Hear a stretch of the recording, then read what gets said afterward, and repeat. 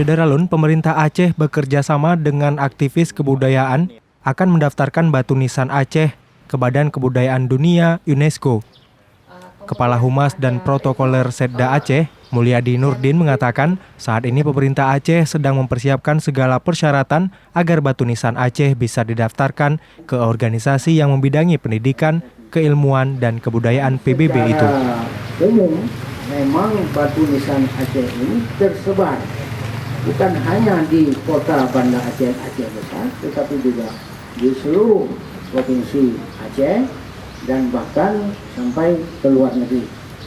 Nah, kalau di sini misalnya ada banyak situs seperti situs yang sudah kita sebutkan tadi, kemudian ada situs Kampung Pande dan juga Lamuri yang sudah kita teliti juga, di sana cukup banyak batu nisan. Gubernur Aceh yang dijumpai beberapa hari yang lalu bersama pakar sejarah mendukung penuh dalam hal ini, tentu harus bekerja sama dengan semua elemen.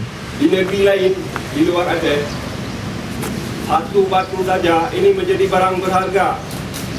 Ditaruh dalam kaca, dibuat atap, dibuat dinding, tidak boleh disentuh.